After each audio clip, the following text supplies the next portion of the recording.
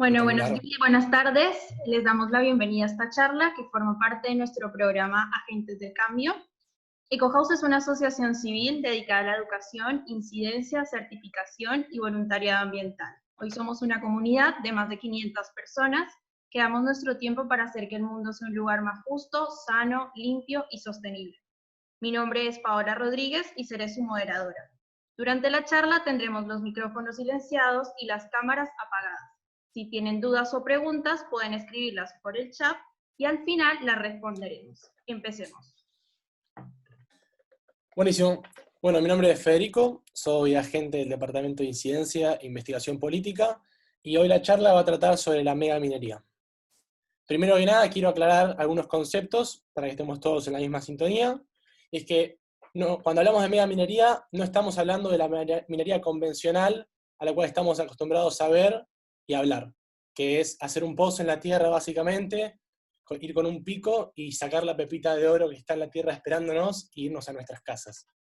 La megaminería que trae los conflictos socioambientales es la megaminería transnacional, a gran escala, a cielo abierto y metalífero. Transnacional porque las corporaciones internacionales que invierten en nuestros países son transnacionales, como bien dice la palabra, metalífera porque se corresponden a los metales que son instalados en el mercado exterior estratégicamente, a gran escala, porque son proyectos enormes, ahora después vamos a ver bien un video, y a cielo abierto son estos proyectos. La megaminería, en comparación a la minería convencional, genera, por ejemplo, 50 veces más desechos y contamina muchísimo más las cuencas hídricas. El perro ladrando. Ahora bien, estas cuencas hídricas generalmente son siempre un objetivo de la megaminería, porque es un proceso que necesita muchísimos litros de agua y se tienen que establecer en lugares cercanos a las mismas. Vamos a ver primero el proceso de cómo de una montaña podemos llegar a pasar a un lingote de oro o el metal que esté buscando en la megaminería. Hay una etapa de preinversión en donde el Servicio Geológico Minero Argentino le da a las corporaciones internacionales diferentes mapas para poder encontrar un yacimiento, entendiendo al mismo como un lugar donde se acumula muchísimo material que puede ser utilizado para el hombre. El Estado Nacional aporta para que las corporaciones puedan encontrar el yacimiento. Una vez que se encuentra el yacimiento, se pasa a la etapa de exploración, donde se perfora la tierra con lodos de perforación, que son sustancias químicas altamente contaminantes, y se produce, por supuesto, movimientos sísmicos, micromovimientos sísmicos en la zona. Después pasa a una etapa de prefactibilidad, en donde se generan y se seleccionan alternativas de proyectos. Básicamente por las leyes del mineral, es decir, cuánta concentración del mineral hay en la tierra. Y por último pasa una etapa de factibilidad, que es si es viable económicamente o no. Acá generalmente 1 de cada 200 proyectos mineros termina. Ahora vamos a pasar a la etapa de explotación. Básicamente, la primera etapa de desarrollo se tiene que establecer un informe de impacto ambiental. La mega minera tiene que establecer qué va a pasar con el ambiente y cuáles son los posibles impactos. Luego pasamos a la etapa de diseño, preparación y construcción de las áreas del emprendimiento. Tenemos que tener en cuenta que la megaminería generalmente se instala en lugares que no son accesibles. Son en el medio de una montaña, muy lejos de la sociedad, por lo tanto tienen que empezar a preparar caminos, bajada de tendidos eléctricos, para poder construir después la planta industrial y el dique de cola. La planta industrial es básicamente donde van a ir todos los residuos generados de la explotación y se va a poder separar los minerales que se están buscando. Y el dique de cola es básicamente el tacho de basura de la megaminería. Es una pileta donde se arroja agua, por supuesto, súper contaminada, luego de haber pasado la planta industrial, esto lo vamos a ver bien después también. Y la parte de explotación. Se explota con nitrato de amonio y combustibles, y se hace volar básicamente toda la montaña por el aire, como podemos ver. Esto es una foto satelital de la minera Lumbrera. El dique de cola es enorme, es una pileta enorme, la planta industrial y los open pits, que ahora bien vamos a ver cómo es la minera. Una vez que ya se voló la montaña por los aires, pasamos a la etapa de concentración. Es decir, cómo separamos los productos que nos interesan. Tengamos en cuenta que son toneladas y toneladas de roca todo el tiempo circulando y hay que separar en los metales preciosos. Acá esta técnica que se utiliza es arrojar cianuro en piletones enormes para poder así separar, el cianuro se adhiere a los metales preciosos y lo separa de la roca. Ahora bien, son muchísimos litros de cianuro que se le tienen que utilizar para todas las toneladas de roca que se van a utilizar. Por último se cierra la mina. La verdad que en la Argentina la primer mina que está abierta todavía no cerró, pero ya, después vamos a ver, hubo varios incidentes, ya con la mina abierta, ya con la Corporación Internacional acá para poder multarla y no se accionó debidamente, así que cuando cierra la mina no nos podemos imaginar un futuro muy positivo. Ahora vamos a ver un video acerca de todo lo que estuve contando para más o menos poder graficar, ¿no? Es realmente muy impactante lo que está pasando y está bueno tener las imágenes presentes.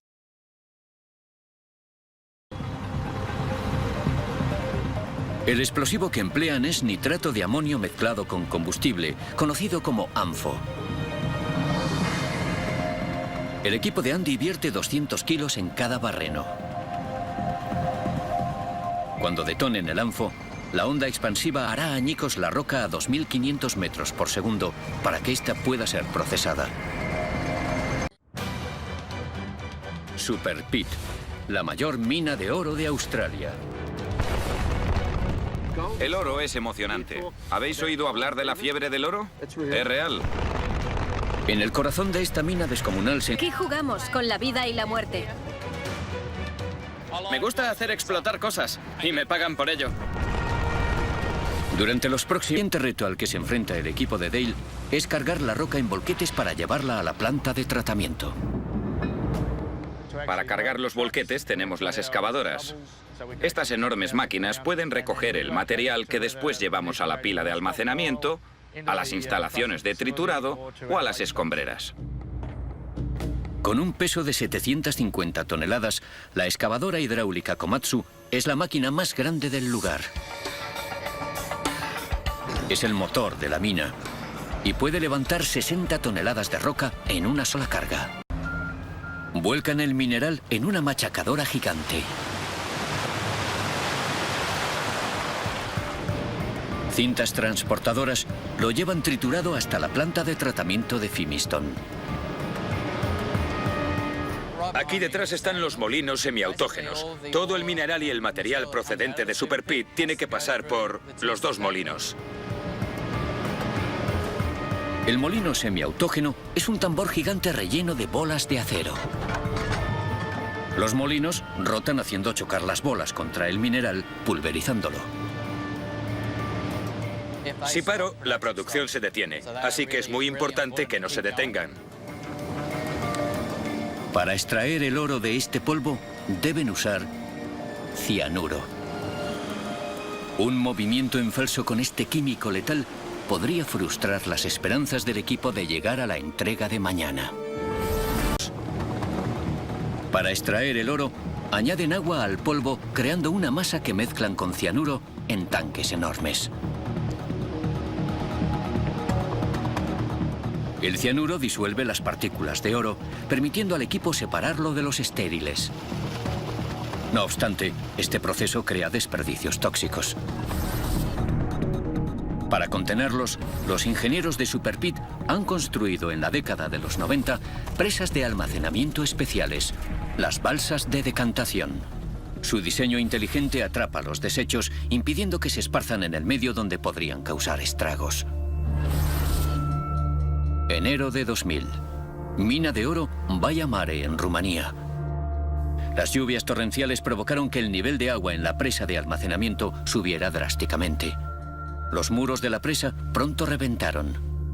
Un tsunami de desechos líquidos que contenían hasta 100 toneladas de cianuro inundaron los ríos, contaminando el agua de más de 2,5 millones de personas y matando a cientos de miles de peces.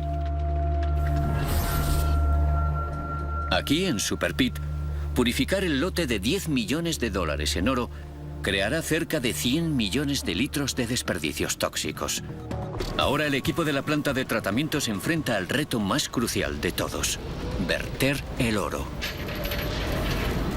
Este es el Santa Santorum de Super Pit, la sala de oro, donde el mineral purificado se transforma en lingotes. Aquí cada año se vierte oro valorado en 500.000 millones de dólares. Hoy, el encargado de hacer el oro es el supervisor de la sala de oro, Dennis Shepard. Lleva 36 años en minería. En la sala de oro extraemos el oro de la solución. Después lo dividimos en tandas de fundición y lo fundimos en los hornos. Luego lo vertemos en los moldes. El horno calienta el oro a 1200 grados Celsius. De este modo se quema cualquier impureza, dejando oro líquido puro, que se vierte en los moldes para fabricar cada lingote.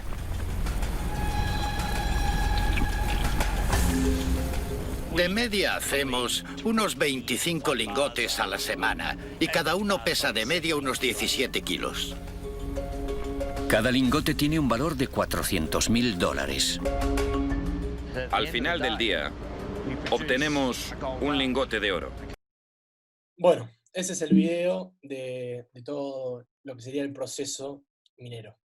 Ahora bien, vamos a hablar de los daños ambientales, si bien no me voy a detener mucho con esto, ya que por ahí, siendo ambientalista, me preocupa más, o nos puede llamar más la atención esto. Mi foco en la charla también va a ser las consecuencias, y más que nada las consecuencias económicas y sociales que se producen en las regiones. Porque sabemos que lamentablemente hoy en día los daños ambientales no son tan tenidos en cuenta como deberían, y por eso creo que estaría bueno enfocar la charla también a los daños económicos y sociales. Igualmente no los puedo pasar por alto, y por eso hay que aclarar que hay dos tipos de daños ambientales. Por compuestos introducidos en el ambiente para que el humano pueda desarrollar la actividad, o bien, por ejemplo, el cianuro, ¿no? Como veíamos recién, o bien pueden ser compuestos perturbados. Los compuestos perturbados son compuestos que ya estaban en el ambiente, ya estaban en la montaña, pero estaban, vamos a llamarlo así, en reposo. Y al escarbar y hacer explotar la montaña por todos lados, activamos estos minerales que contaminan muchísimo el ambiente. Uno de estos tipos de contaminación, refiriéndonos a los perturbados, es el drenaje ácido.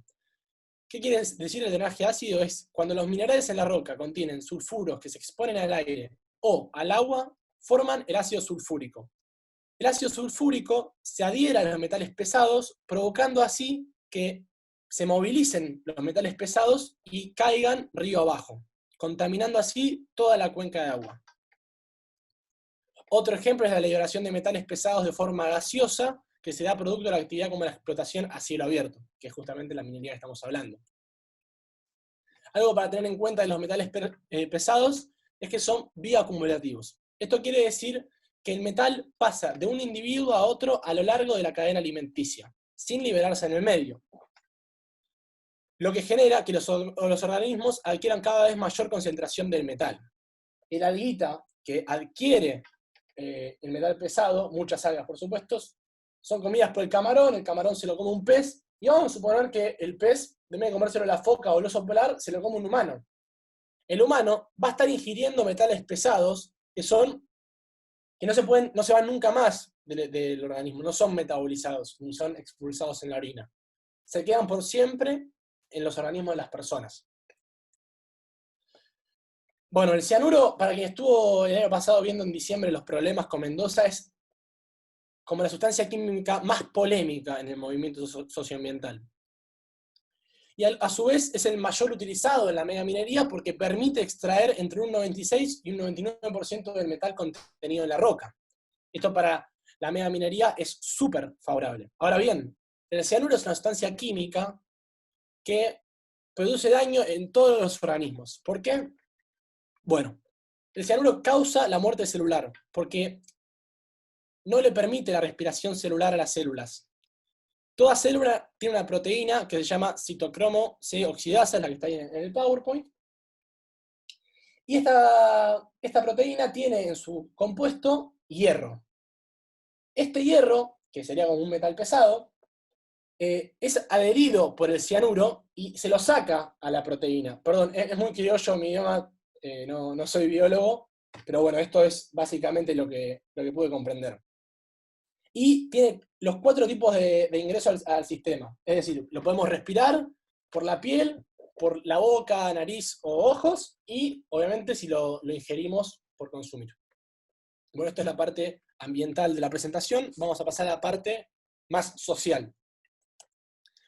Y acá quiero hablar de la historia de América Latina. Para hablar de la historia de América Latina me parece fundamental tener en cuenta el libro de Eduardo Galeano, Las venas abiertas de América Latina, en donde él plantea estas cosas que extraje del libro, que son muy importantes para tener en cuenta. Porque entendiendo el pasado muchas veces se puede entender el presente. Y Eduardo Galeano dice: las estructuras económicas de las colonias nacieron subordinadas al mercado externo. Cada región se identificó con el producto que produjo, y produjo lo que de ella se esperaba en Europa. Es decir, las colonias en América Latina no se organizaban, no producían, no basaban toda su actividad en el bienestar de su gente, sino en lo que necesitaba Europa. Y por esto después lo voy a retomar. Bueno, el caso de Potosí es un claro ejemplo de cómo la minería, por más que no era mega minería, por supuesto, era minería convencional, y por eso tardó 400 años en vaciarse Potosí, inundó las calles de Europa de oro y plata. Sin embargo, es un claro ejemplo de la teoría del economista francés André Gunderfrank, quien dice que las colonias que más cercanía tuvieron con las metrópolis europeas, menos se desarrollaron en el presente. Esto quiere decir que los países de América Latina que más negocios, con todas las comillas posibles, hacían con Europa, son los países que hoy, en la actualidad, están peor. Y Eduardo Galeano se extrae también la lógica norte-sur.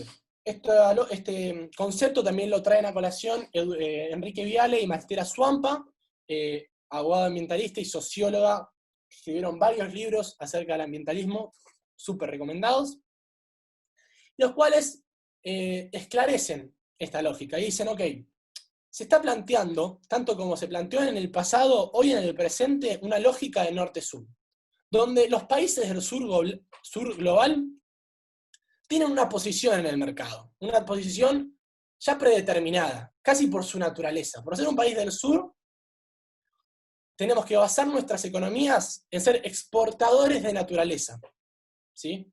Exportadores de nuestros recursos naturales, que muchas veces estos recursos naturales son bienes comunes. Por ejemplo, el agua. ¿Por qué? Porque las actividades que están desarrollando en América Latina, ya esto más allá de la mega minería, sino todas las actividades extractivistas, tienen esta lógica en sí, que es: los países del norte distribuyen los costos ambientales a los países del sur, generando así, a su vez, una reprimarización de las economías regionales en América Latina, lo que genera menor desarrollo económico. ¿Y por qué hacen esto? Porque en América Latina, o mejor dicho, en los países del sur global, las legislaciones ambientales y laborales son muchísimo más flexibles que en los países del norte.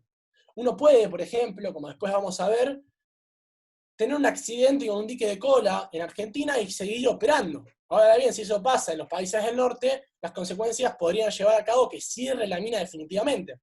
Y además que los trabajadores de mano de obra fácil, y que son muy pocos los que genera la mega minería en la Argentina, son también más baratos. Mientras que el sur se perjudica de los costos ambientales y recibe muy pocas ganancias, las economías del norte se industrializan, se especializan y desarrollan nuevas tecnologías. Esta es la contracara de lo que está pasando en el sur. ¿Por qué? Porque ellos agregan un valor agregado al producto, a la materia prima. El sur exporta la materia prima sin ningún tipo de proceso, y el norte las industrializa y las vuelve a vender muchas veces al sur, con muchísimos precios más elevados, obviamente. Y esto también sustenta, ¿no?, el mito del doradista, lo llama Suampa. que dice que pasa en toda América Latina, que es el encontrar algo, un recurso natural, algo que llega casi por gracia divina y nos salva, ¿no? Es la típica, bueno, acá voy a mostrar un ejemplo, que es esto, ¿no? Vaca muerta. Se despierta el gigante que va por el milagro. El milagro es salvar a Argentina. O sea, va a salvar a Argentina Vaca Muerta, ¿no? Esto es lo que se plantea. Vaca Muerta es el futuro. Ahora bien, no se tienen en cuenta un montón de cosas. Los desplazamientos que sufre la sociedad civil, las economías regionales que se ven afectadas, eso se ignora por completo y se plantea que descubrimos algo que nos va a salvar. No como los países del norte, que no solamente descubren algo, sino que encima lo descubren fuera de sus territorios, sino que hacen algo con eso, ¿no? Eso después lo vamos a ver también, lo vamos a retomar. Enrique Viale y María Estela Suampa también traen a colación el concepto de mal desarrollo. Que escriben un libro también sobre el mal desarrollo que es muy recomendado, y plantean y dicen, ok, nos están diciendo que para ser países desarrollados tenemos que generar actividades extractivistas en nuestros países. Pero lo que vemos cuando vamos a la realidad es que estas actividades, este desarrollo que nos están planteando, genera que la gente viva peor. Es decir, nos están planteando que estamos mejorando, pero la gente vive peor. Y además, estamos utilizando los recursos naturales que tenemos de tal manera que estamos comprometiendo las necesidades básicas de las generaciones futuras. Y por eso ellos dicen, no, esto no es desarrollo, en todo caso es mal desarrollo, esto no es la manera de desarrollarnos que tenemos.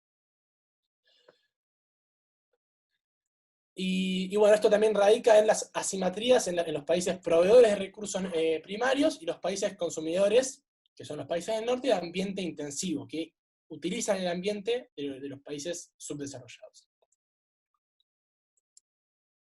Esta es una cita que quería poner, que creo que es muy convincente por lo que se viene hablando, que es: cualquiera que crea que un crecimiento exponencial puede continuar para siempre en un mundo finito, es o un loco o un economista. Kenneth Bulting es economista, primero quiero aclarar esto, y viene un poco con cierto sentido del humor a aclarar, a ver, decir, todo bien con que queramos crecer, todo bien con que tenemos que desarrollarnos, obviamente, pero si el crecimiento económico implica utilizar los recursos que tenemos hoy infinitamente, si queremos crecer infinitamente, estamos en un problema, que es que estamos en un mundo finito de recursos. No se puede crecer indeterminadamente cuando tu capacidad productiva se basa en recursos que de por sí son pocos y muchos no son renovables. Y esto se plantea los límites del crecimiento, ¿no? En el Club de Roma, en 1972, se plantea este informe y habla de la crisis que se aproxima, de la crisis humanitaria a gran escala con consecuencias nefastas. Y su tesis es esta: nos estamos queriendo desarrollar infinitamente en un mundo finito de recursos. No voy a andar mucho en esto, es nada más para que lo sepan, y después si les interesa puedan buscarlo más, es un informe muy, muy bueno. Después aparece el informe Brundtland en 1987, que después es el que toma la conferencia de Río de Janeiro de 1992 de la ONU sobre el ambiente y el desarrollo, que plantea, de acá sale el desarrollo sostenible, que implica una noción de largo plazo. Ahora bien, volviendo a María Estela Suampa y Enrique Viale, ellos plantean, y varios autores más, que en toda América Latina, en los años 90, se vivía bajo el consenso de Washington. El consenso de Washington significó que todas las actividades, básicamente, se vertían en el eje principal de la valorización financiera. Esto condujo a todos los países de América Latina a la privatización, a la baja del gasto público, a la redefinición del Estado en sí mismo. Ya el Estado no está como garante de los derechos humanos, o bien como se lo tenía antes, sino es un meta regulador de las actividades económicas de los privados. El Estado se autoexcluye a su vez de las actividades para dárselo así a las empresas privadas, y hay una homogenización de la política en toda América Latina que es neoliberal. En ciencia política se la conoce como una oleada neoliberal que se da en América Latina, y bueno, básicamente era lo de Washington. Ahora bien, En este consenso de Washington, en 1993, a partir de 1993, se sacan una serie de leyes mineras que le van a abrir el aspecto jurídico para que las empresas transnacionales puedan hacer lo que quieran en nuestro país. Y lo curioso es que, si bien en el 2000 pasamos a una oleada más progresista en toda América Latina, con Brasil, Bolivia, Venezuela, Argentina, como principales ejes, igualmente esta matriz jurídica no solamente se sigue respetando, nunca se la pone en jaque, sino que a su vez las actividades extractivistas se acentúan aún más con gobiernos progresistas. Y esto es muy, muy raro, dice María Estela Suampa y Enrique Viale, porque si bien el discurso es, ok, soberanía nacional, mercado interno, industrialización, el consenso de los commodities lo que nos lleva es algo contrario, 100%. En la época de los 2000 hay un boom de los commodities. La soja, por ejemplo, la tonelada de soja se va a $600 la tonelada, el barril de petróleo vuela por los aires a casi $100, a más de $100. Hoy tengamos en cuenta que el barril de petróleo, por ejemplo, se encuentra en $17. Y por eso se da este consenso de los commodities. Toda América Latina acepta y asume este rol que le da la lógica norte-sur. Y trae estas consecuencias: la reprimarización de las economías regionales, de vuelta, la desindustrialización, y se habla mucho de la frontera productiva, se expande la frontera productiva, pero entendiendo productividad solo en lógicas mercantilistas, solo en lógicas económicas. Entendiendo la frontera productiva, por ejemplo, si nosotros tenemos un bosque, lo podemos deforestar por completo para así plantar soja y aprovechar y ser productivos. Ahora bien, si de acá a 10, 15 años la ciudad que está al lado del bosque se inunda porque el bosque cumplía un rol ecosistémico clave, no, bueno, eso ya lo lamento. No se tenía en cuenta, no se tiene en cuenta. ¿Sí? Y principalmente también habla de las zonas de sacrificio. Se empiezan a tomar en cuenta zonas que se pueden desarrollar actividades extractivistas que se sacrifican. Se sacrifican para haber un incremento en el crecimiento económico. Ahora bien, cuando hablamos de sacrificar, estamos hablando ni más ni menos, es de la degradación de los territorios, pero también de la calidad de vida y de la salud de las personas que viven en estos territorios, para poder ampliar la frontera productiva. Y se da, por supuesto, una sobreexplotación de recursos naturales. Pasamos a la próxima, y yo creo que esta es mi opinión, si bien lo saqué de uno de los textos que está en las fuentes. Es un extracto, es la separación ontológica que la razón moderna instituye entre sujeto y naturaleza. En la modernidad, el hombre ya no se rige más por la divinidad, por lo que dice Dios, sino más bien lo que caracteriza al hombre, y a la mujer, por supuesto, modernos, es poder utilizar la razón. Y de repente esta razón que se instala en la modernidad nos separa de la naturaleza, separa al hombre y a la mujer, a la humanidad en su conjunto, de la naturaleza, entendiéndolas que son cosas separadas y distintas. Ahora bien, si entendemos que son cosas separadas, uno podría bien desarrollarse económicamente, destruir al ambiente y desarrollarse, porque somos dos cosas distintas. Y a lo que tenemos que apuntar, desde mi perspectiva como movimiento socioambiental, es a volver a unir esto. Si bien seguir utilizándonos la razón, justamente unir a la humanidad con la naturaleza, entendiéndola como que son una y la misma cosa. Y que si perjudicamos a la naturaleza, nos estamos perjudicando a nosotros mismos también. Y esto constituye y sigue sosteniendo que podemos utilizar el raciocinio y no dañar a la naturaleza. Lo que viene a plantear la unión entre el sujeto y la naturaleza es destruir la dicotomía entre desarrollo económico o desarrollo de la humanidad o proteger al ambiente, porque entendemos que el ambiente, si no se protege, no se puede lograr un desarrollo.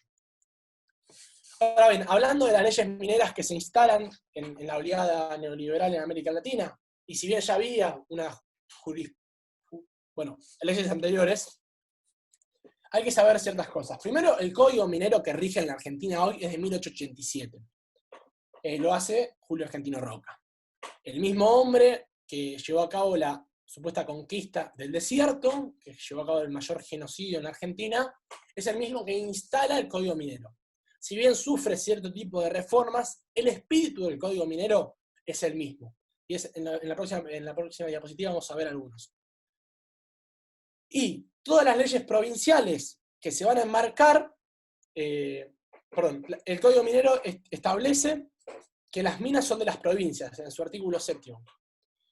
Y por esto las provincias pueden determinar cómo se hace la actividad minera, siempre y cuando se respete el Código Minero. Ahora bien, en 1887 el gobierno, para hacer una idea, ubicar más o menos el contexto, todavía no había salido la ley Sáenz-Peña. O sea, el voto no era obligatorio y no era para todos los hombres. Ni hablar el voto de la mujer que viene 50 años después. Entonces, para tener en cuenta de dónde son los inicios de este código minero que tenemos. Y dice, bueno, las minas son bienes privados de las naciones o de la provincia, en realidad es más que nada de la provincia, las naciones en ciertos sectores y hay excepciones, pero la provincia determina qué hacer con eso. Y esto, el artículo 9, es muy importante porque coincide después con lo que hablábamos de la oleada del Consenso de Washington.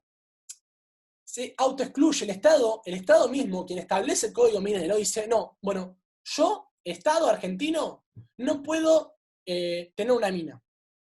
¿Por qué? No se sabe bien, no sé la razón, pero es medio raro, ¿no?, que el Estado nacional no pueda disponer de los recursos naturales que tiene las provincias para poder utilizarlo y regularse a sí mismo, ¿no? Después las minas se entienden como inmuebles. Comprar un yacimiento es como comprar una casa. Ahora bien, hablábamos de la ley que se introducen a través de toda América Latina y a través de la mayoría de los países del sur, acerca de esto. En 1993 sale la ley 24.196, titulada Inversiones Mineras, que le da una serie de beneficios extraordinarios a la actividad minera que no tiene ningún otro tipo de actividad. ¿Sí?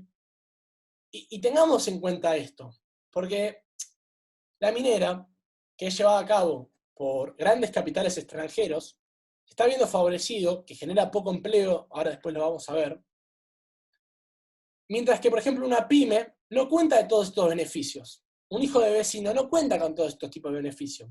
Uno de los beneficios es la estabilidad fiscal por 30 años, es decir, no se le puede aumentar los impuestos a la minera, desde 1993 hasta 2023. Otro de los tipos de beneficios que tienen es la doble deducción de gasto de exploración en impuestos a la ganancia. Esto quiere decir que la minería, cuando explora, cuando hace la etapa esa de preinversión de exploración, va anotando ciertos gastos que tiene, y después, cuando tenga que pagar impuestos a la ganancia, cuando la mina ya esté funcionando, se le va a deducir de ese impuesto a la ganancia. Otro de los tipos también, bueno, la deducción del impuesto a las ganancias por las previsiones, es decir, por proteger el ambiente le estamos deduciendo el 5% de sus ganancias, de los impuestos a las ganancias, perdón, que sería lo que le paga el Estado. Después tenemos una amortización acelerada del capital, donde pueden disminuir, hasta incluso eliminar por completo el impuesto a las ganancias los primeros años de explotación. Como ya están explotando la mina, pueden no estar pagando ningún impuesto a las ganancias. Ya estamos medio corto de tiempos. Hay un tope de las regalías también, es decir, el mismísimo Estado Nacional le dice, ok, no me vas a tener que dar tanta plata, solamente con un 3% me alcanza, y un 3% del valor de boca de mina. Esto es descontando todos los gastos que tiene la minera, ¿sí? No es un 3% del material en sí. Bueno, hay más beneficios. Por ejemplo, el Estado Nacional tiene la obligación de desarrollar infraestructura para favorecer a la actividad minera en esas etapas de desarrollo, ¿no?, que hablábamos de construir caminos y todo. Caminos que después que cierre la mina nunca más van a utilizar probablemente. Pero bueno, el Estado Nacional tiene que aportar. Hay una deducción del impuesto del 45% de los combustibles. Hay el Tratado de Integración entre Chile y Argentina sobre complementación minera, es una locura, es como que crean básicamente un estado paralelo entre Argentina y Chile, que la minería puede hacer lo que quiera en ese mismo estado, no tiene que que darle cuentas a nadie. A su vez también, ellos pueden importar cosas a la Argentina y no pagar absolutamente nada. Toda la maquinaria que viene de afuera, los camiones enormes que van a estar utilizándose en la Argentina, no tienen que pagar un ingreso, ¿sí? Bueno, algunos asuntos legales. ¿Quién es el propietario del subsuelo? En nuestro país es el Estado Nacional, como dije antes. El propietario del yacimiento es el privado. No lo compra, lo quiere por una concesión legal, es decir, el Estado le dice, podés ejercer en este lugar. ¿Cuánto le cuesta a la empresa transnacional multimillonaria tener la concesión? 0 pesos. No pagan absolutamente nada por tener la concesión de la mina. Absolutamente nada. O sea, llegan, pongo la mina, no pago nada, o sea, hago los papeleos, me dan la concesión, no pago absolutamente nada. Bueno, ahora vamos a ver un video de una de las consecuencias de la mina. Es un video de 2 minutos en Brasil. Bueno, no voy a decir nada porque estas imágenes ya hablan por sí solas. Colapsó la represa de una mina en Brasil, formando un torrente de lodo y residuos tóxicos que arrasó toda una comunidad. El gobernador de Minas Gerais informó que se han recuperado al menos 7 cadáveres, mientras socorristas buscan a unas 700 personas que en estos momentos aún están desaparecidas. Isa Osorio tiene las imágenes del desastre. A marchas forzadas, desde un helicóptero, los rescatistas trabajan para sacar del lodo a los sobrevivientes en el municipio de Brumadinho, en el estado de Minas Gerais, Brasil. La furia de la corriente lodosa se llevó todo. Casas, personas, carreteras quedaron sepultadas por completo, en un paisaje donde solo se vislumbra lodo a millas de distancia, después de que el dique de una mina de la empresa Vela, que contenía residuos tóxicos, se reventó y está contaminando la tierra y el río Paraopeba. Decenas de personas de las poblaciones cercanas fueron evacuadas. Sin embargo, hay muchas que se encuentran atrapadas entre lodo. Según el Cuerpo de Bomberos de Minas Gerais, hay al menos 200 personas desaparecidas, pero hasta ahora se desconocen las causas de la ruptura de la represa. El presidente de Brasil lamentó esos hechos a través de su cuenta de Twitter y aseguró que mañana se trasladará a la zona del desastre. Este accidente ocurre 3 años después de que otro dique de contención de la misma empresa, también en Minas Gerais, se rompió y vertió 50 millones de metros cúbicos de agua y barro con desechos tóxicos, que dejó 19 muertos y se convirtió en la peor tragedia ambiental de Brasil. Isa Osorio, Noticias Telemundo. La buena noticia es que estos problemas se pueden resolver, pero solamente si tenemos el valor político de hacer lo que es justo y correcto. Pues hay muchísima información, ¿no? Pero quiero hacer énfasis en esto. El daño económico y social que trae esto, ¿no? Ni hablar del ambiental. Pero es tremendo, es una comunidad entera inundada por tóxicos. Pues, bueno, hay más información, el tiempo apremia. Pero uno de los casos, un ejemplo que pasaba también a largo plazo de este conflicto ambiental es por este lodo que se escapó de la mina, desaparecieron grandes cantidades de sapos, que son los que se comían las larvas de los mosquitos. Y por eso al año siguiente, en toda esta región de Minas Gerais, hubo una proliferación del dengue tremenda. Entonces, son catástrofes ambientales que no podemos llegar a medir las consecuencias que tienen, ¿no? Esto es un aspecto. Bueno, volviendo a Argentina, ¿dónde se hace la megaminería en la Argentina? Primero quiero aclarar, este es un mapita de la región climática de Argentina. La parte amarilla es la parte semiárida, donde llueve muy poco, hay muy poca agua. De hecho, ahí se encuentra Mendoza, que está en crisis hídrica hace más de 10 años. Y a su vez, en el mapa de la derecha está la cantidad de milímetros que llovió por año. Ahora bien, este es un mapa de dónde están las minas.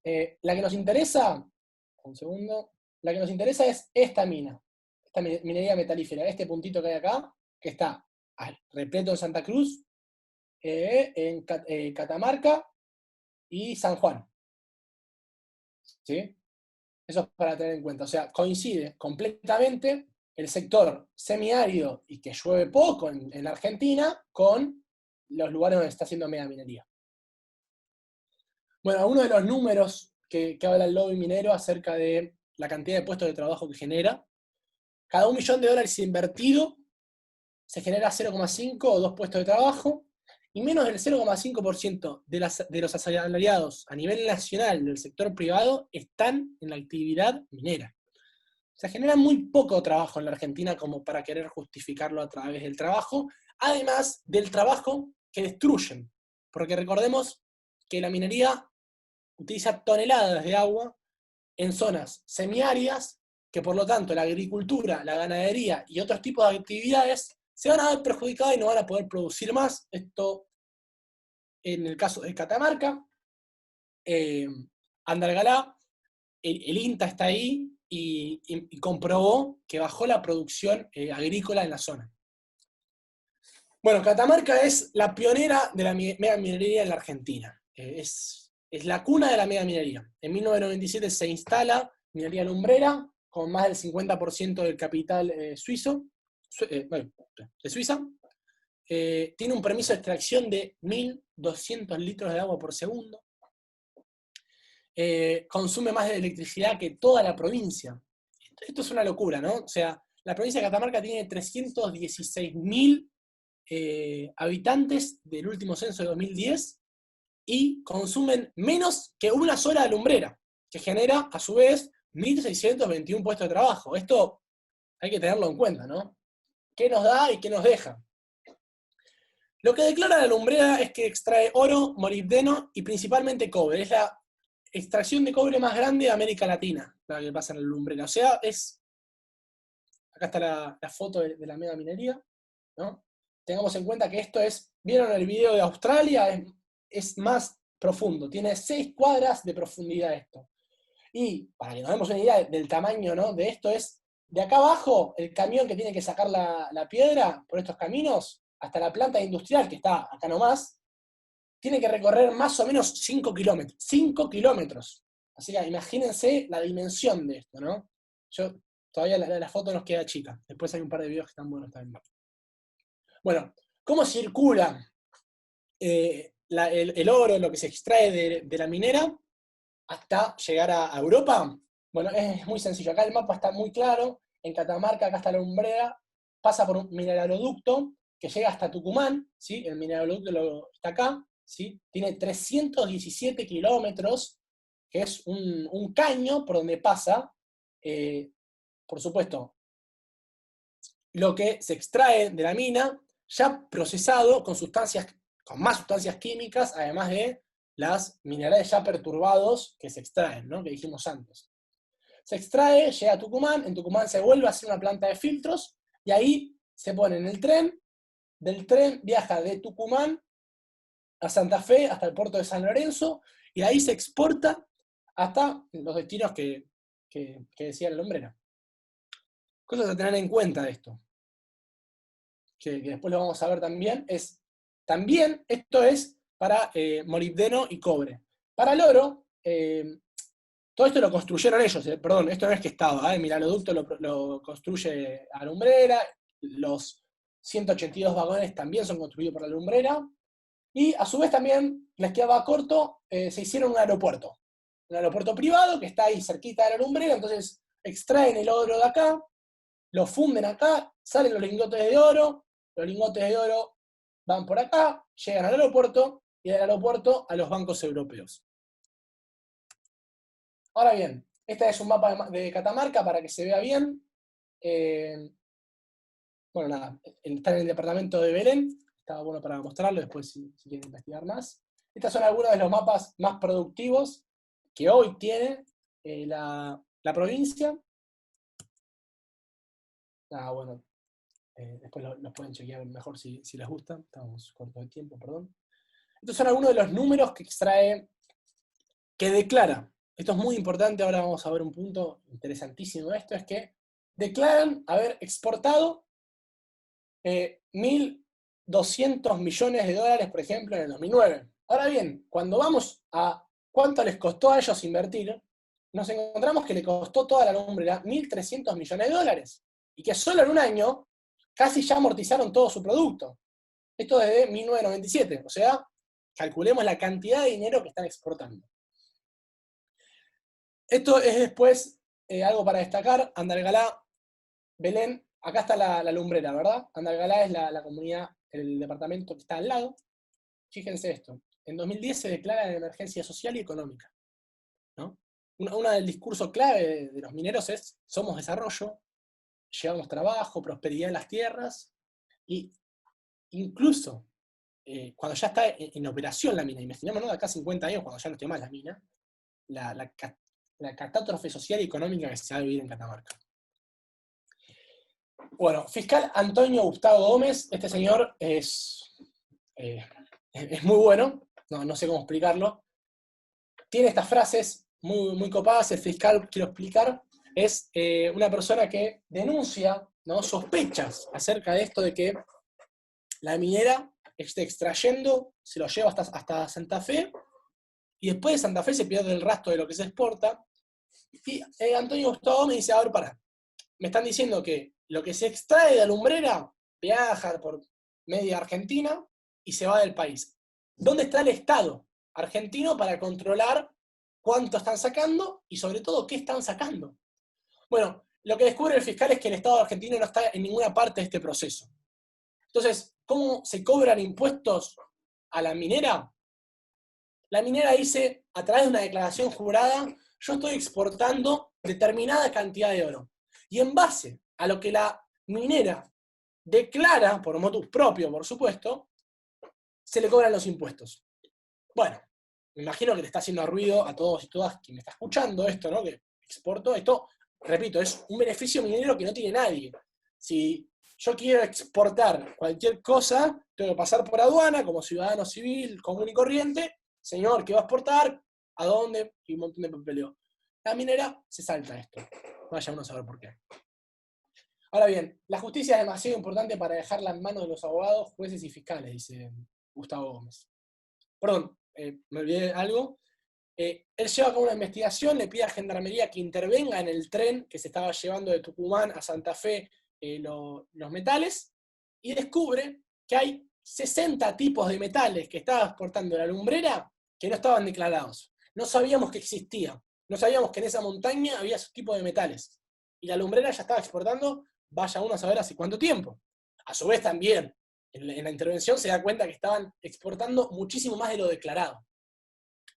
Y hay un llamado que nos hace el señor fiscal, que pertenece al órgano de la justicia, que nos dice que la impunidad en nuestro país solo puede ser vencida de dos maneras: con el apoyo del propio Estado, o detrás del magistrado hay un apoyo militante de la sociedad que reivindica una causa como objetivo propio. Nos está diciendo, hay que comprometerse en el Poder Judicial, hay que seguir la causa, porque la justicia se está escapando de esto. Bueno, Pablo Escobar. Ustedes saben que Pablo Escobar fue uno de los narcos más importantes que tuvo Colombia. Y si bien se lo acusó de un montón de tipos de crímenes, ¿no? Cuando muere, en el funeral estaba lleno de gente. Y uno no explica a veces, no entiende por qué esto. Y es claro por qué estaba lleno de gente cuando muere este señor, y la gente de su localidad estaba triste. El narco más buscado por Estados Unidos, la localidad de Colombia, estaba triste. ¿Por qué? Porque el señor hacía clientelismo empresarial, por así llamarlo. Construía colegios, construía hospitales, construía y aportaba a la sociedad un montón de cosas que se veían a la gente. Entonces esto genera que tenga legitimidad social Pablo Escobar. Por más que sea un narco, por más que la gente lo condene por hacer cosas malas, por esta legitimidad social que construye, puede pasar. Ahora bien, ¿qué tiene que ver esto con la lumbrera? Bueno, estas son algunas de las revistas que tiene la lumbrera, que saca sus ediciones mensualmente, me parece. Que es, por ejemplo, esta es genial. Una flora en el desierto. La lumbrera les hizo una escuela a los chicos y chicas de la localidad. Ahora bien, ¿por qué la lumbrera está tomando este rol? ¿Por qué la lumbrera está construyendo escuelas cuando el Estado Nacional es quien tiene que hacer esto? ¿No? Y esta palabra creo que es clave: desierto. Desierto. Ya ellos mismos están aclarando que están llevando a cabo una actividad que utiliza litros y litros de agua en un desierto. Bueno, estas son algunas de otras miradas, otras revistas que tiene, ¿no? El hospital está a la vista, también construyen hospitales. Estas revistas son reales, están en la página Alumbrera. No es que las edité yo ni nada. Se meten directamente con los niños y niñas y la cultura, ¿no? Fíjense.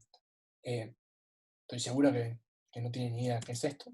Bueno, las aguas bajan limpias, la minería está presente en todos lados. Ponen a las pirámides de Egipto, asocian a la lumbrera. Esta frase es genial. Pequeñas acciones, grandes cambios. Cualquier ecojausiano va a saber que acá falta algo en esta ecuación, pero bueno, por ahí se está ignorando de algo. Y bueno, terminan con este speech ecojausiano, semi-ecojausiano, ¿no? Alumbrera, su revista semanal, su revista mensual. Y la próxima diapositiva es la que pone en jaque todo tipo de desarrollo económico que trae la Alumbrera. Estos son las provincias más pobres de la Argentina, acá está Catamarca, que tiene un índice de 40% de pobreza. En este 40% se incluye un 5% de personas que son indigentes, es decir, que no tienen para comer directamente, y el otro 35% no tiene las necesidades básicas satisfechas. En la provincia pionera de la megaminería, las personas no tienen las necesidades básicas satisfechas. Otro tema a destacar es, se produce un temblor acá, estamos en una zona sísmica, Catamarca, el dique de Cola, con todos los componentes químicos, como bien veíamos que se cayeron en Brasil, está acá. Se produjo un temblor acá, imaginémonos si se produce cerca del dique de Cola, qué va a pasar a la comunidad. Y ahora pasamos al otro caso, que es San Juan, otro emblema de cosa. Trae mucha polémica San Juan, principalmente porque es una inversión muy poco costosa. ¿Por qué? Porque es una inversión low cost, ¿no? No se tienen en cuenta muchas cosas. Y quiero destacar que, bueno, después vamos a tener el mapa de dónde está Veladero, lo van a ver. Declaran 3.000 empleados directos e indirectos, es decir, los que están trabajando en la mina y los que están tercerizados, que hacen otro tipo de empleo. Está a 4.000 metros a nivel del mar, es decir, está en la punta de la cordillera de los Andes, más o menos, y utilizan 2 camiones de cianuro por día. Ahora bien, volviendo un poquito a la lógica norte-sur, ¿no? Miren dónde está Barrick, dónde está la Barrick Gold. Si haríamos una línea por acá, podríamos dividir, ¿no?, los países subdesarrollados de los países desarrollados, norte-sur. Ahora fíjense qué loco, ¿no? Que parece cumplirse esta teoría. Si bien en Canadá se establecen, obviamente los controles del Estado canadiense son muchísimo más exigentes que los nuestros. Acá está Veladero, acá está la cordillera de los Andes, de este lado es Chile. Está en una zona de glaciares, que es lo próximo que vamos a hablar. Y como pueden ver, y los problemas que tuvo los derrames de Veladero, que vamos a ver un ratito, es acá está la mina, se derrama cianuro en la mina, cae por el río, contamina todos estos departamentos, Hachal, el río también Hachal, y llega por otros lados. Bien. Referentes políticos, José Luis Gioja es un emblema del peronismo tradicional también, está muy fuerte en el partido justicialista. Hoy en día es un referente político prominero con declaraciones que después pueden googlear si quieren. Fue gobernador, él vio crecer, desarrollarse y nacer a la Barrick. Fue senador también antes y hoy es diputado actual. Acá se puede ver al presidente de la Barrick con la expresidenta Cristina Fernández de Kirchner, con la bandera argentina, canadiense y la bandera de la Barrick atrás, en el G20 de Toronto, en Canadá. Derrames en Veladero, el derrame más llamativo fue el de 2015, con más de 1 millón de litros de ácido cianurado, se vertió sobre los ríos. Obviamente, esto no es que lo descubrió el gobierno, esto es porque se filtra un mensaje de WhatsApp, que dicen, un familiar que trabajaba en la mina le dice a las familias, no tomen agua porque hubo un derrame. Bueno, se hace un escándalo, 300 personas enfrente de la municipalidad exigiéndole reclamos al municipio. Se le pide a la Universidad de Cuyo que haga un examen, ¿no?, que teste el agua, y se da que hay 1400% la cantidad tolerable de metales pesados. Acá Diego Segui también es un abogado que denuncia el low cost de Barrick Gold, y dice, en 2015, está filmado en una de las recomendaciones después en un programa de Jorge Lanata, dice, en 2015 dice, esto va a volver a pasar porque es un problema estructural que tiene la Barrick, porque fue muy baja la inversión en no producir los impactos ambientales. Y se va a volver a pasar en 2015, vuelve a pasar en 2016 y vuelve a pasar en 2017 derrames de veladero, por lo menos declarados por la misma empresa. Vaya uno a saber cuántos hubo también. Bueno, estas son algunas de las noticias. Esta es la Universidad de Uncuyo. Esta es una carpa que se da en Hachal, que es una de las actividades más, que están en los municipios más en contra de la megaminería. Bueno, voy a acelerarle porque estamos muy cortos de tiempo, perdón. Bueno, la ley de glaciares de la Argentina. Esta es una ley que protege el agua, entendiendo que el agua en el mundo, sabemos que el 2,7 solamente es agua dulce, agua que se puede tomar, y el 70% del agua en el mundo proviene de los glaciares, ¿sí? Los glaciares alimentan, ¿no? Toda la zona árida de la Argentina, ¿sí? Sin ellos no habría agua, porque llueve poco, como vimos, y ya es árida hoy con los glaciares, imagínense sin. La ley de los glaciares protege, bueno, primero que nada quiero contar un poquito de la historia. En 2008 se aprueba por mayoría en Cámara de Diputados y Cámara de Senadores, y después Cristina Fernández de Kirchner veta la ley de glaciares, lo que se conoció como el veto Barrick, por Barricol, obviamente, y en 2010 se vuelve a aprobar. Cuando se aprueba una ley se tiene que reglamentar. La reglamentación tardó muchísimo tiempo, la FARC y distintas organizaciones socioambientales denunciaron esto, tardó muchísimo en reglamentarse. Una parte de la ley hablaba de que se tenía que hacer un mapa acerca de los glaciares que teníamos en la Argentina, y lo más importante, las zonas periglaciares. Esto es una clave de la ley que costó muchísimo sacarse, que es súper, súper importante, que establece que los ambientes periglaciares son reguladores del recurso hídrico y por eso se tienen que proteger, ¿sí? El inventario de los glaciares recién se publica en 2018, ¿sí? Hubo 10 años de que se aprobó la primera vez hasta el inventario, 10 años que la Barrick y distintas empresas estuvieron funcionando. Ahora bien, este es el mapa, el inventario de los glaciares y las zonas periglaciares, y como vemos, Veladero está en la zona, ¿sí? Catamarca también está en zona periglacial, por ende, estas mineras están infringiendo la ley, ¿sí? Esta y muchísimas más, ¿no? Están infringiendo la ley de periglaciares, y por eso desde FARM se denuncia que Veladero, por ejemplo, tiene que cerrar, no hay chance que Veladero siga abierta por dos motivos. Primero, porque incumplió con el código minero, el cual establece que si hay 3 accidentes, la mina tiene que cerrar. Tuvo 2015, 2016 y 2017, por lo menos los que conocemos. Y a su vez, porque está en una zona de glaciares directamente. Veladero, recordemos, está acá, ¿sí? En la punta, o sea, glaciar pleno. Saca agua de los glaciares para poder tener oro. Y es agua que, por supuesto, las próximas actividades económicas no van a tener. Bueno, soluciones. ¿Hay soluciones? Bueno, la verdad, esto ya es una opinión personal y voy a mostrar algunos casos. Mi opinión es que sí, y la solución sí está acá. Y quiero destacar algo. ¿Sí? Quiero destacar algo. ¿Recuerdan la revista de La Lumbrera que decía pequeñas acciones igual a grandes cambios?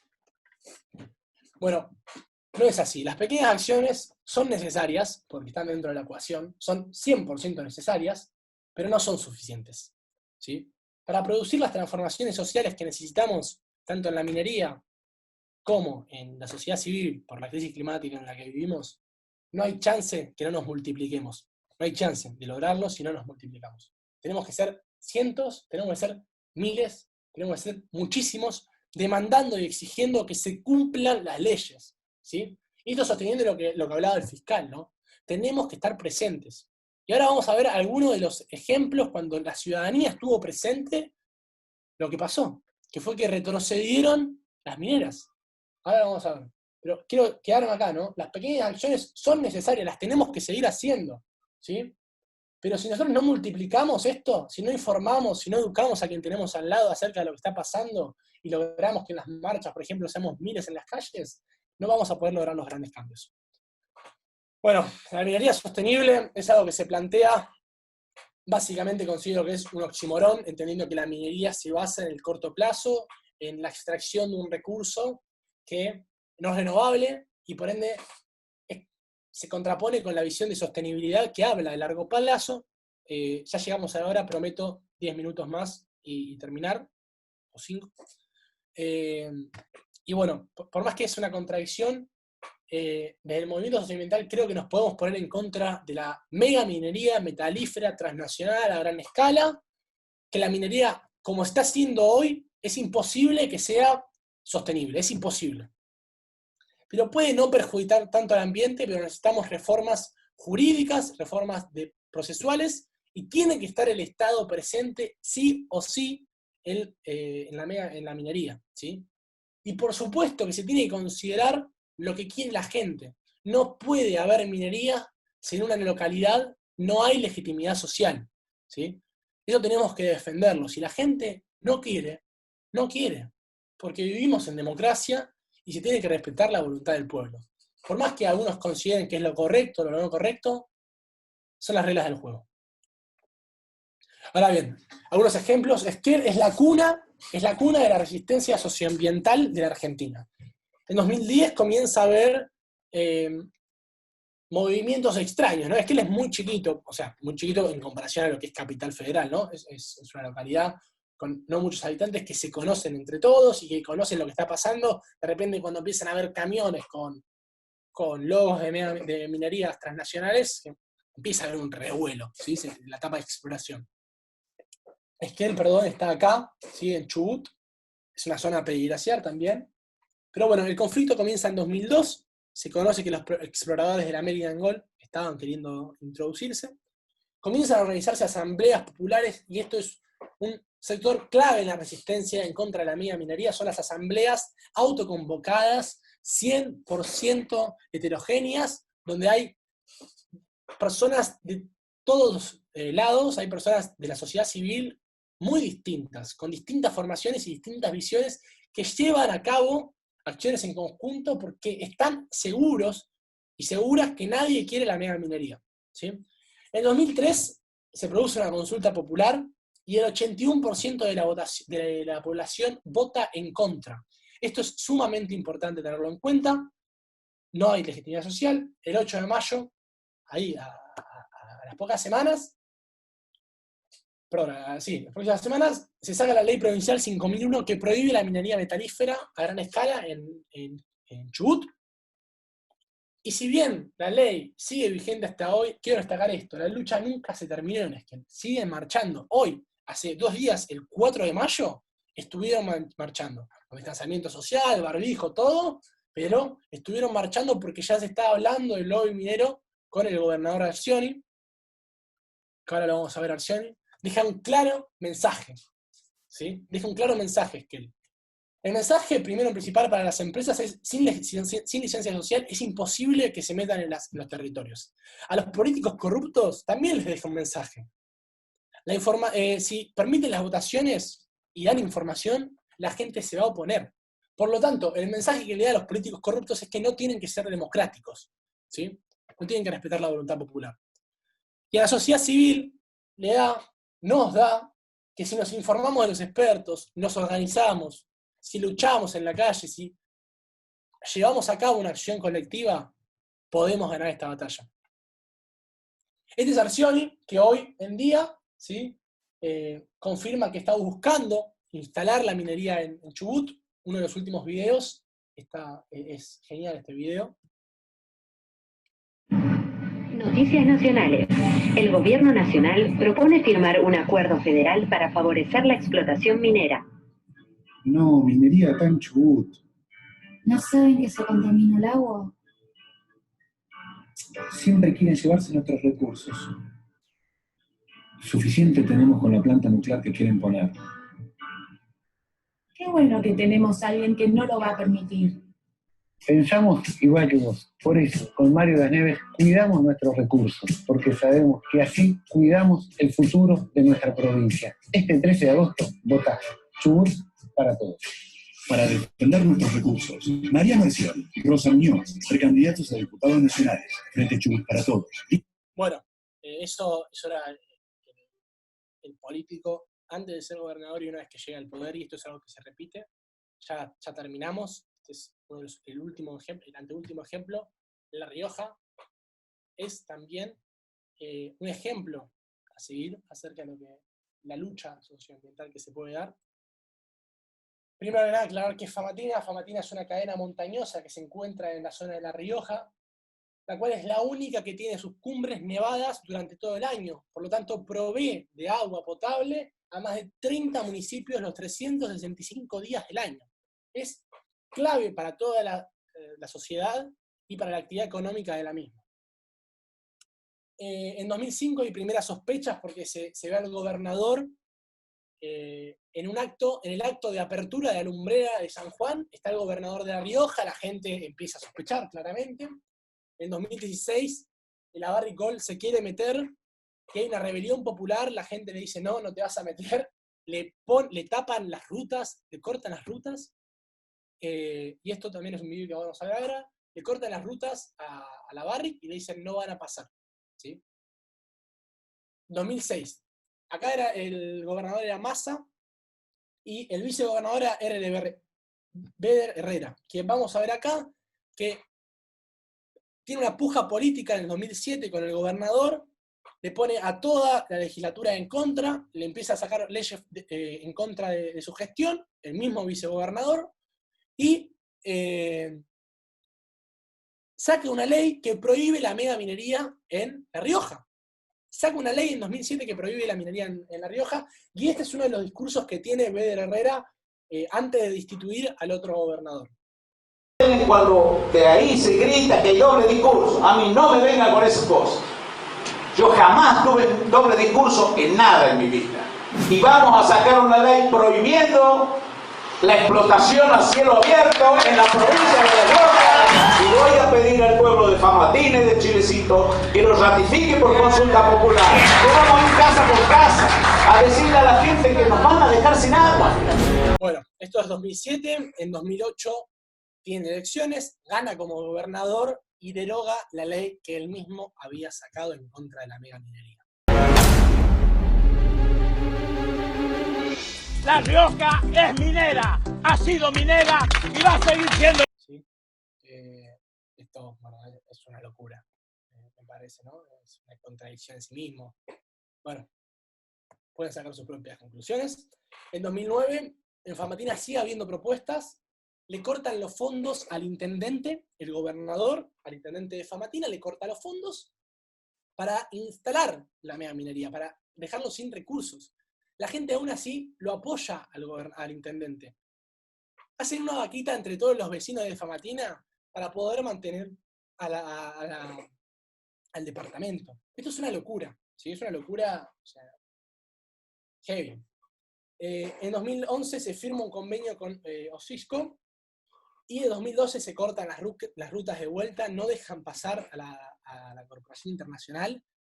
Durante más de 12 días la gente acampa al lado de la ruta, la gente manifiesta su rechazo contra la mega minería, y se dan situaciones de violencia, pero bueno, esto es algo a destacar, ¿no? Es increíble cómo la gente se compromete. En 2013, perdón, Osisco se va también en 2013, la gente de Famatina gana, hoy la mega minería no está presente en La Rioja, y en 2013 quiero mostrar esto, es una nota. El intendente de Famatina se encadenó en la puerta de la Casa de Gobierno de La Rioja porque le cortaron los fondos, ¿sí? Porque ya no tenía fondos para ser intendente. Esto es inconstitucional, por supuesto, el gobernador tiene que hacer la bajada de fondos, es una locura, pero bueno, quería mostrar el compromiso que tiene la sociedad civil, y solamente con este compromiso que tienen en Famatina es que vamos a poder resolver esta crisis climática, ¿sí? Y en este caso la mega minería. Pero solamente si la ciudadanía se compromete como se estuvieron comprometiendo ellos, vamos a poder lograr los cambios radicales que necesitamos. Este es el mensaje que quería dar. Bueno, ya no quiero robarle más tiempo, Mendoza también, por ahí estamos más cercanos de diciembre. En 2019, tanto el peronismo como el radicalismo en el Poder Legislativo de la provincia votaron a favor de la derogación de la ley 7722, que también se había conseguido a través de la lucha popular, iba en contra de todo, ¿no? En contra de todo lo que uno puede esperar de la democracia. Sin lugar a dudas, bueno, ya termino. Estas son algunas de las recomendaciones, que son geniales. Jorge Lanata, un personaje polémico, pero que sin embargo desde el Periodismo para Todos sacó estos 2 videos que son tremendos, que visibilizan el conflicto enormemente. En Veladero pasan por encima de la mina desde un helicóptero y se ve la montaña congelada y en el medio el dique de cola y en el medio la mina con los open pits, ¿no? con los tajos, la enorme mina de Veladero. Este video es emocionante. Las asambleas populares de Famatina lo que se ve es un gimnasio de algún colegio probablemente, las autoridades yendo a tratar de convencer a la gente de que la aprueben la mega minería, y la gente que ellos mismos se dicen, soy agricultor, o sea, no terminé la primaria, y dice, me informé, y explícame esto y esto, y la verdad es increíble cómo la misma ciudadanía se capacitó a partir de una preocupación, ¿no? Estos son algunos de los videos, y no quiero terminar, no quiero terminar sin antes aclarar que tenemos que criticar a los políticos. Hoy los políticos no van muy a favor de lo que estamos buscando nosotros, pero nunca criticar el espacio de la política, porque el espacio de la política es el único lugar donde vamos a poder transformar la realidad en la que vivimos. No hay otro lugar. Es a través de la democracia, es a través de la participación ciudadana que vamos a lograr cambiar el mundo. Pero si nosotros denostamos al espacio de la política, no nos queda otro espacio para transformar nuestra realidad. Y ese es el mensaje que quería dar. Por más que los políticos hoy sean malos, por así decirlo, la política no es ni buena ni mala, la política es la herramienta. Y tenemos que utilizar la política como herramienta para lograr nuestro objetivo, que en definitiva es cambiar el mundo. Y bueno, nada, ahí termina mi charla. Qué genio, Fede. Te hago 2 preguntas que hay por el chat. Sí. La primera es de Tomás. Te leo lo que escribió. Dice, la posición de Argentina, así como la de América Latina, es resultado de la construcción histórica.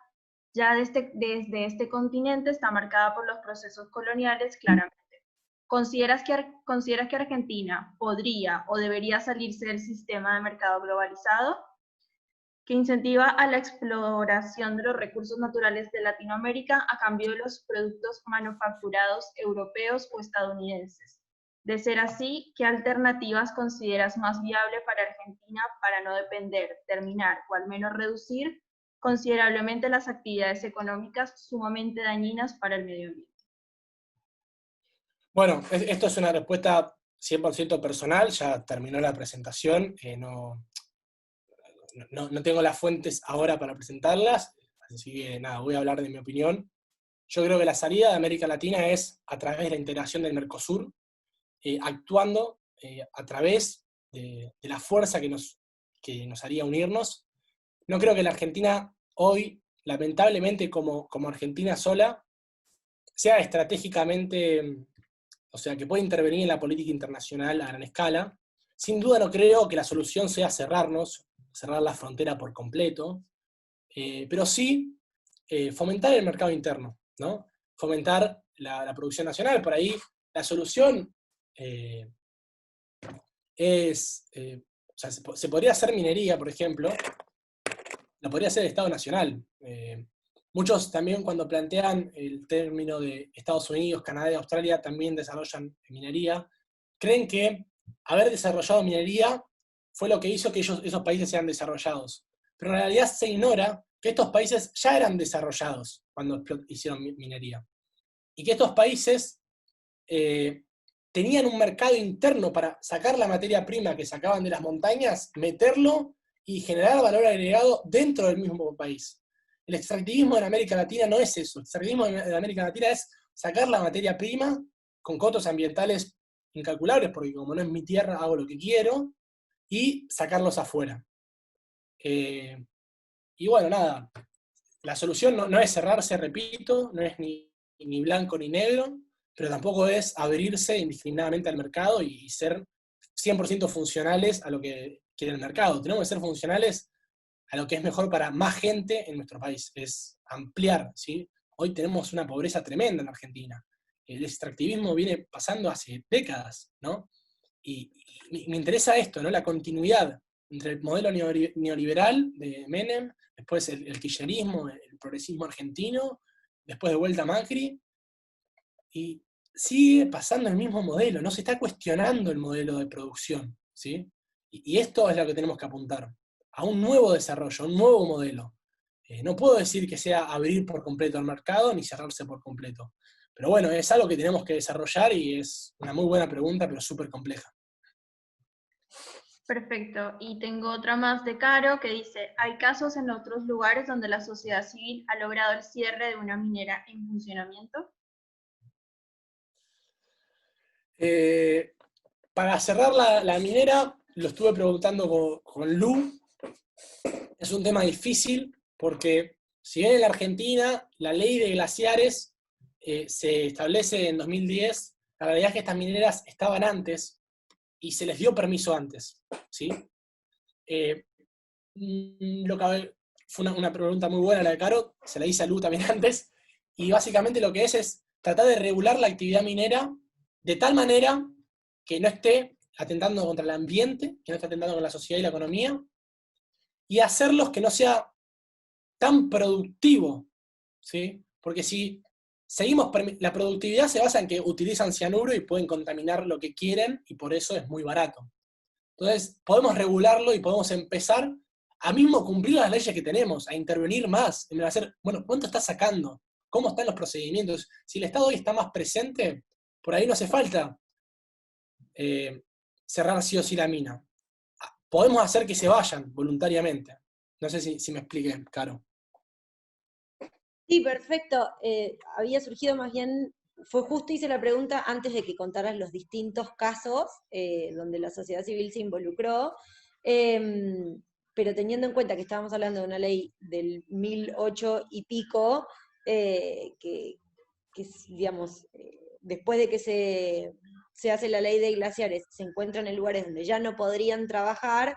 Bueno, si existe algún caso donde efectivamente se echó para atrás, o sea, por más de que tengan la autorización desde antes, hay muchísimos casos donde había cosas que en el pasado eran legales y han dejado de serlos y han tenido que modificar sus prácticas. Podía existir un caso quizás en alguna otra parte del mundo donde estaba permitido, porque le habían dado los permisos, trabajar de tal o cual manera y han tenido que cerrar o trasladarse porque ya no era más legal. Pero sí, entiendo que, o sea, debe ser muy complejo, es una utopía o una expresión de deseo. No, obvio, o sea, a mí me surge el mismo deseo y por eso lo preguntaba con Lu. Sin lugar a duda, si se controla con los parámetros que se debería controlar, le bajaría muchísimo la productividad a ellos y probablemente se tengan que ir. Por ahí la manera no es expropiarlos y sacarlos a las patadas, que es lo que nos gustaría, pero sin lugar a dudas, si la sociedad en su conjunto empieza a reclamar una reforma, por ejemplo, del Código Minero, y empieza a reclamar que se tomen las medidas ambientales, se puede frenar muchísimo esto. Lo que pasa también es San Juan, hace años está esto. El otro día hablaba con un sanjuanino, y me decía, o sea, yo vivo en 3 departamentos abajo, al sur de Belén, y el tema minería no se habla. Está súper instalado, y Gioja es un referente político tremendo en San Juan, lo tienen mucho cariño y mucho aprecio, le dicen hasta el flaco, le dicen. Entonces, primero tenemos que ir por esa etapa, que la gente en San Juan y en Catamarca lo quieran sacar. Perfecto, clarísimo. Perfecto. Tengo después una pregunta de Nadia que dice, ay, se me fue. ¿Conoces posibilidades o estudios sobre la minería urbana como parte de la solución? No, el Código Minero establece que no se puede desarrollar la minería en zonas urbanas. No sé a qué se refiere con minería urbana igualmente, o sea, no sé si lo podrá aclarar. Nadia, si estás, puedes prender tu micrófono y hacerle la pregunta a Fede, o la aclaración.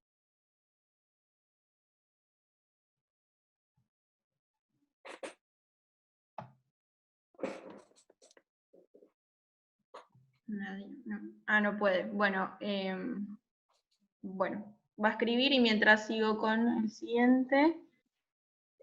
Marcos escribió una observación y dice, claro, que por lo menos cumplan las regulaciones básicas que tienen que cumplir las pequeñas y medianas empresas. Lamentablemente no es la minería en sí, sino cómo se practica. Como están en lugares aislados, pareciera que tienen vía libre para no tener las precauciones suficientes para que los residuos no impacten. Sí, o sea, en base a eso, tiene razón. Primero, podríamos sacarle la ley de inversiones. El problema es que la ley de inversiones, o sea, ellos ya empezaron a invertir con esa ley.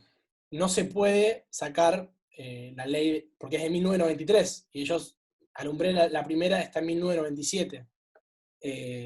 Y eso.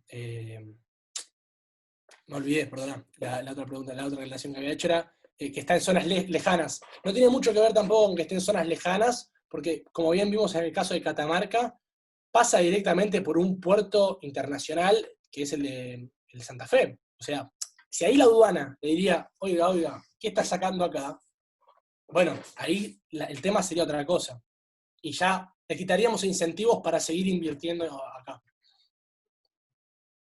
Perfecto. Acá, Nadia, voy a hacer la pregunta que tienes acá y después lo de minería urbana. Dice, ¿qué opinas de la consideración de la minería como actividad esencial durante la actual pandemia, considerando que, por ejemplo, el 80% del oro tiene como destino la especulación financiera? Y menciona un mini documental de Payada Pasatán. Sí, no, a ver, es tremendo. La verdad estuve una hora y 10 minutos hablando, se me pasaron varias cosas. Pero sí, o sea, se vuelve a reforzar esto. O sea, una pyme hoy está cerrada. Una pyme hoy no tiene para pagar a sus empleados y no puede ejercer, y se declara esencial la mega minería. O sea, es una locura. Ellos podrían tener la mega minería parada, sin lugar a dudas. No solo la mega minería, si hubo 10 actividades más extractivistas que también se declararon como esenciales. Y lo que decís es 100% verdad. El 80% del oro sale en lingotes de oro y va a parar a un banco europeo. Y también el otro restante va a joyas, o sea, no es tan necesaria. Ahí me falta más en la investigación para poder rebatir 100% que probablemente no sea más necesario seguir extrayendo, ¿no? El cobre es 100% reciclable, por así decirlo. Con todo el cobre que se vino sacando desde Potosí hasta actualmente, ¿no podríamos empezar a dejar la mega minería de lado? Lo que pasa es que sigue siendo un negocio para grandes capitales, que son pocas personas, y favorecen solamente a pocas personas. Pero bueno, es ir en contra de eso. Claro, acá Nadia puso que la minería urbana consiste así en extraer esas materias de los aparatos para lo que se buscaría hacer la extracción desde los dispositivos como smartphones o ordenadores en contenedores vertederos o chatarrerías en los que se suele acabar este tipo de productos. Es una forma de economía circular. Sí, bueno, esa me falta investigar, pero sin duda ya la anoto para investigarla. Porque podría ser una alternativa. Bueno, bien. Me parece que ya terminamos con las preguntas del chat, así que si alguien tiene alguna otra observación, es el momento. ¿No? Bueno, perfecto, Fede. Bueno, muchas gracias a todos, que tengan un excelente día. Podrán ver la grabación de esta charla en el canal de YouTube de EcoHouse. En los próximos días los invitaremos a participar de las siguientes charlas. Nos vemos. Genio, Fede.